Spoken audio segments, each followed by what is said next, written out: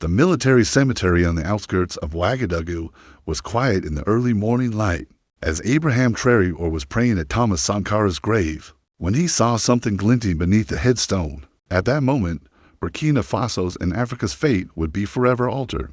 Traoré had arrived as the first rays of the sun broke the horizon, preferring to visit before the heat of the day settled over the capital, and before his official duties demanded his attention. These monthly, and there was little grass between, the modest graves, and the air carried the earthy scent of the approaching rainy season. Since taking office, Traoré had made it a habit to visit Sankara's grave. He had dismissed his security detail at the cemetery entrance and given strict instructions to wait.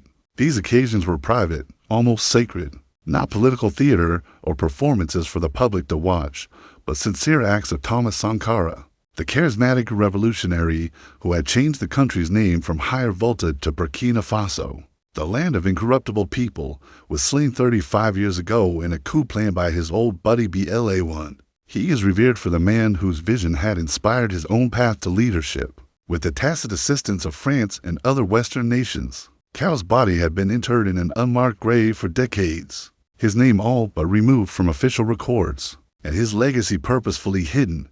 It wasn't until Cao's downfall that his remains were correctly buried and identified by DNA testing, and a little memorial was built. The plain headstone featured his name, birth and death dates 1949 to 1987, and his well-known statement, "While revolutionaries as individuals can be murdered, you cannot kill ideas." Traoré knelt before the grave head at age 34, when he was younger, compared to Sankara at his death. The burden of carrying on his legacy frequently felt too much to bear. "I'm trying to follow your path, Captain," he muttered, using the loving term Burkinabe, which is still used for Sankara, but the challenges are more formidable than ever. 8 months into his presidency, Traoré's Western nations were imposing economic restrictions due to growing pressure over his nationalist policies, and growing ties with China and Russia. Former colonial master France had frozen development aid after Traoré expelled their military forces, and the IMF was threatening to withdraw financial support unless he carried out structural changes that would effectively give foreign corporations back control of the nation's resources. Every day brought fresh difficulties, dangers, and attempts to thwart his government's attempts to establish true sovereignty, including some evenings spent by himself in the White House. That still had the colonial architectural imprint. Traoré questioned whether true independence was even feasible in a global system intended to uphold the status quo. As he moved to get up, he noticed a glint of metal reflecting the early morning sun from beneath the edge of the curious. About the headstone, Traoré leaned closer and brushed away the thin layer of red dirt that had accumulated around the monument's base. Somewhat embedded in the ground was a small metal object, which Traoré carefully worked loose from the soil with his fingers. It was an old key that was slightly corroded, but distinctly as he studied it, Traoré saw something else: the soil beneath the headstone looked to have been purposefully disturbed at some point, and then meticulously rebuilt. Following his instinct, he started digging with his hands, scooping away the loose earth 6 inches deep. The creature was fashioned with an odd pattern cut into its head. Excitement grew when Traoré's fingertips slammed into a solid object, a metal box the size of a thick book that had been hidden beneath Sankara's headstone. The box was made of stainless steel, sealed against the weather, and had no marks other than a leather-bound journal with a folded piece of paper on top. That was yellowed with age, but perfectly preserved inside the small engraving of the Burkina Faso flag. The key in his hand fit the lock perfectly, and with a slight tremor in his fingers, Traoré turned it inside. Traoré cautiously opened the waterproof container, and the handwriting was instantly recognizable. It was Thomas Sankara's bold, distinctive style, which is taught in schools all over the nation. "If you are reading this testament, you have learned something that I was unable to share, and only a patriot who prioritizes Burkina Faso over oneself, comfort, and personal safety should read this journal. If not, I beg you to reconsider. It tells the truth about our country's wealth, the true nature of our relationship with the West, and the way to true independence." This note was signed simply Thomas and dated October 14, 1987, the day before Sankara's killing. Traoré's hands trembled as he cautiously read it. "This box, and speak of it to no one if you are then. May these words guide you. Where I could not go for the homeland or death we will triumph." Took the journal out of the box. The implications were astounding.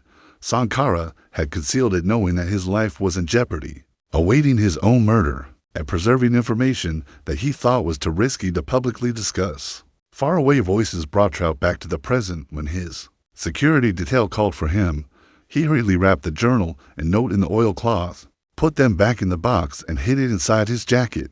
He smoothed the disturbed soil around the headstone as best he could and exclaimed, "I'm coming," getting up as he left the grave and feeling the box's weight against his back. At the presidential palace, safe in his own study, True read the book with reverent care, the first note dated 3 years before Sankara's death, shortly after he had assumed power. His chest was a physical burden that mirrored the weight of duty suddenly crushing down upon him. Today, I learned something that has completely shocked me. I had suspected that the French geological surveys before independence, which claimed that our nation had few mineral resources, were purposeful fabrications of the actual surveys, which my page after page described Sankara's discoveries, the systematic deception by Western powers, and the purposeful underdevelopment of Africa. Contacted Paris has risked everything to smuggle to me the immense amounts of gold, uranium, manganese, and zinc minerals that might change the future of our country. The documents Sankara had meticulously saved within the pages of the book were copies of covert agreements signed by puppet leaders, which were the most incriminating evidence of the intricate financial system intended to keep former colonies dependent and poor despite their inherent richness prior to him. Transcripts of talks between French officials on ways to keep control of West Africa's resources were never publicly acknowledged in geological maps displaying resource deposits. One such transcript, from 1984, captured a discussion between the French government and ministry officials stated, if these countries realized the true extent of their mineral wealth, they would demand better terms, possibly even nationalization. Our strategy must be to release information gradually always. This is crucial for officials and mining executives to keep the perception of scarcity intact. An executive had responded, the Sankara situation is concerning because he's asking too many questions, demanding access to original survey data. Perhaps it's time to preserve the narrative that extraction requires our expertise, our capital, and our technology, develop alternatives within his inner circle. And then came the part that made Traoré's blood run cold. Sankar's increasing realization of the plot against him. I am now positive that my days are numbered, but one has been meeting with French officials, and my security detail has been reporting strange movements to the Western media, has intensified their attacks, accusing me of being a dictator, a communist, and a threat to stability, the same warning signs that preceded the deaths of Lumumba, Olympia, and Nkrumah, all of whom dared to envision an Africa that was truly independent. The last pages included what Sankara had detailed in his note, a comprehensive plan for the breadth and foresight of the plans to achieve true independence. Economic sovereignty and Pan-African unity was astounding. They covered everything from resource nationalization to alternative currency systems, from agricultural self-sufficiency to defense against Western meddling. Sankara had said, the traditional mechanisms of control will be overwhelmed. They cannot coup us all, cannot sanction us all, cannot assassinate every leader. This was put into practice simultaneously throughout several African countries. Unity is not just our strength, it is our only path to true freedom as night. True read everything, taking in Sankara's vision, cautions, and optimism for Africa's future. By morning, he had made up his mind. Over the course of the following week, True proceeded with meticulous precision, sharing the journal with only his most trusted advisors, whose allegiance to Burkina Faso was unquestionable. Together, they started creating a plan based on Sankara's blueprint, but modified it to fit current circumstances. We must maintain complete secrecy, declared Defense Minister Ouagadougou, one of the few people who knew about the discovery, saying that if Western intelligence even suspects this, they will treat you the same way they treated Sankara. Finance Minister Kabor concluded the statement. Under the pretense of an agricultural development project, True sent teams of geologists trained in China and Russia, rather than Western countries, to confirm Sankara's assertions regarding resource deposits. Given her solemn look, Trau nodded, which is why we must go swiftly. But cautiously, institutions were sent to the sites marked on Sankara's maps. Their equipment was cloaked as soil testing equipment, and only team leaders knew their true purpose. The findings they received were more accurate than Sankara had anticipated. because decades of technological development had improved the accuracy of resource detection. Lead geologist Dr. Sawato stated in a secure briefing that the uranium deposits in the northern region are among the richest in the world, and we've confirmed that they are even larger than those recorded in the hidden surveys. The gold reserves alone are 3 times what official records show, he said. Significant lithium reserves that were not even mentioned in Sankara's journal are now crucial for battery technology. According to Finance Minister Kabor, who is still in disbelief, if these resources are managed well, we could finance our own development for generations to come. Traoré responded that the findings had no loans, foreign aid, or strings attached, which is exactly why this information was kept from us. However, according to Sankara's notes, verification is only the first step. Any attempt to act on this knowledge alone will result in the same reaction he experienced when he was assassinated. The following phase was more delicate and involved using secure communications, silently or modern equivalency economic strangulation, manufactured insurgency media demonization. Traoré tapped the journal, but Sankara provided the antidote as well as synchronized action across multiple nations. We cannot do this alone. I need to share something with you, Traoré told Mali's transitional president during a meeting with leaders of neighboring countries, Mali, Niger, Guinea, and others that had recently come to their own realizations about the neo-colonial relationship with the West. Traoré was established outside of Western surveillance. I can only do it in person with complete security, but I can code video call something that would alter everything. Similar discussions were conducted with leaders throughout West Africa, each of whom was wary and dubious but interested enough to commit to a meeting 2 weeks later. A secret summit was held in the leaders of 7 West African countries arrived at a remote military installation in central Burkina Faso in unmarked cars. Without any official announcements or diplomatic procedures, a team of trusted officers from each nation handled security, with communications using encrypted. After hours of deliberation, the president of Niger declared, "What you're proposing is revolutionary," referring to the channels created by a group of African tech experts in a secure underground room. Traoré shared Sankara's journal and the verification his team had completed, a complete restructuring of our relationship with Traoré's correction of Sankara's vision, which had been hidden for 35 years because our predecessors were not prepared to implement it, was not my suggestion, but the West. The question is, are we Guinea's leaders leaning forward? The timing is perfect. The world is already multipolar, with China, Russia, India, Brazil, and other potential partners not imposing it as a result of the same colonial circumstances. Western powers are preoccupied with their own problems, and Mali's president is facing energy shortages, political unrest, and economic difficulties. Their ability to work together is at an all-time low.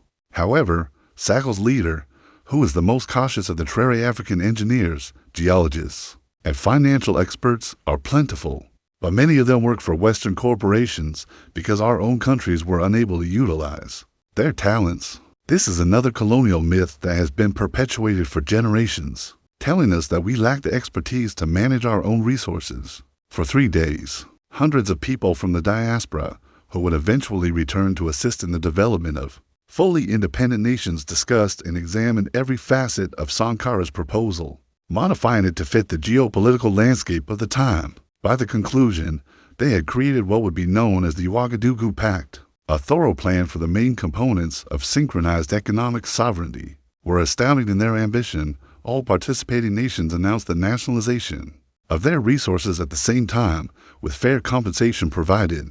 But there was no discussion of the national ownership principle, and the new shared ownership was implemented immediately. Construction of a mutual defense pact with shared intelligence, coordinated rerouting of exports to non-Western markets willing to respect sovereignty, particularly in Asia, the Middle East, and Latin America, and currency backed by gold and other mineral resources for commerce amongst African states. As they finalized the agreement, Mali's president expressed concern that everyone would feel the backlash. Capabilities to detect and neutralize external interference. Launch of a public information campaign, exposing the decades of resource theft, giving citizens the truth about their nation's wealth. Severe. Are our people prepared for the sacrifices that will be necessary? According to Sankara's journal, the colonizers' greatest weapon is not their economic or military power, but rather their capacity to convince us that we cannot live without them. a belief that our people have been making for generations. The difference is that these sacrifices will ultimately be made for their own advantage, rather than for foreign stockholders. The following stage required careful planning, and each country discreetly started placing key personnel and securing crucial resources. Their labor was exploited, their resources were plundered, and their futures were mortgaged. While military leaders coordinated defense preparations, economic experts developed implementation strategies for the new currency, and infrastructure developed backup plans. For various Western responses, Traoré was keenly aware of the surveillance that Western intelligence agencies had unquestionably observed odd communication patterns and impromptu gatherings of leaders who had not previously worked closely together. But the details of the Ouagadougou Pact were kept secret, and the existence of the journal was only revealed to those directly engaged one evening. When Traoré worked late in his Mr. President, his security chief came into the office with alarming news. "We've seen strange communications from the French embassy, whose diplomatic staff has doubled in the last week, and satellite imaging reveals more activity at their military outposts in nearby nations." The security chief went on, "We've intercepted 3 separate attempts to recruit sources within your inner circle, and substantial sums are being offered for information. Something is happening," Traoré said, "but they don't know what."